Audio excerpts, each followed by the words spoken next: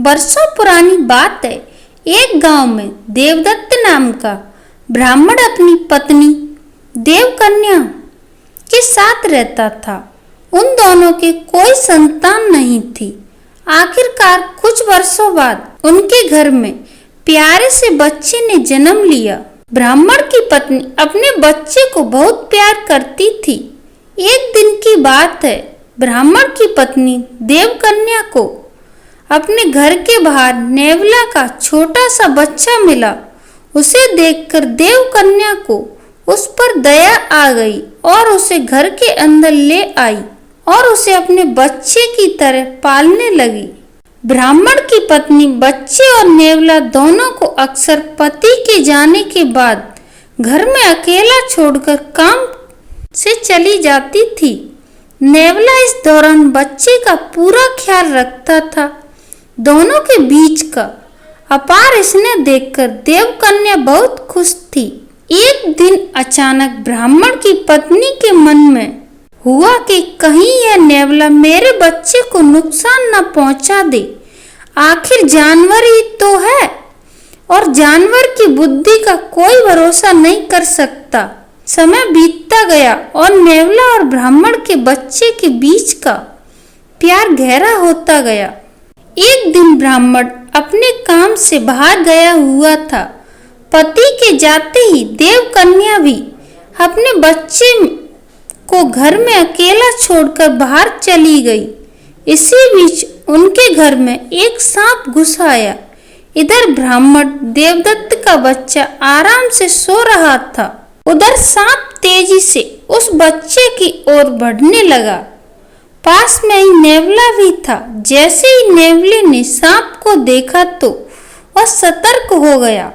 नेवला तेजी से सांप की ओर लपका और दोनों के बीच में काफी देर तक लड़ाई हुई। आखिर में नेवले ने सांप को मारकर बच्चे की जान बचा ली।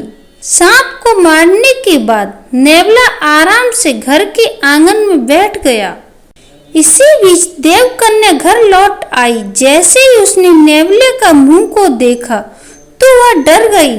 नेवला का मुंह सांप के खून से लथपथा रहा था, लेकिन इस बात से अनजान देवकन्या ने मन में कुछ और ही सोच लिया था। वो गुस्से से कांपने लगी। उसे लगा कि नेवले ने उसके प्यारे बेटे की हत्या कर दी है। यही सोचते सोचते ब्राह्मण की पत्नी ने एक लाठी उठाई और उस नेवले को पीट पाट कर मार डाला। नेवले को जान से मारने के बाद ब्राह्मणी अपने बच्चे को देखने के लिए घर के अंदर तेजी से भागी। वहाँ बच्चा हंसते हुए खिलौने के साथ खेल रहा था। इसी दौरान उसकी नजर पास में मरे सांप पर पड़ गई। सांप को देखते ही देवकन्या को बहुत पछतावा हुआ। वो भी नेवले से बहुत प्यार करती थी, लेकिन गुस्से में और अपने बच्चे के मोह में उसने कुछ भी नहीं सोचा और नेवले को मार दिया। अब ब्राह्मणी की पत्नी जोर जोर से रोने लगी, लेकिन तब तक बहुत देर हो चुकी थी। उसी समय ब्राह्मण भी घर लौट आया। वह अपनी पत्नी की रोने की आवाज सुनकर दौड़ता हुआ आया। घर के अंदर गया। उसने पूछा, देवकन्या तुम क्यों रो रही हो? ऐसा क्या हो गया? उसने अपने पति को सारी कहानी सुना दी। नेवले की मौत की बात सुनकर ब्राह्मण देवदत्त को बहुत दुख हुआ।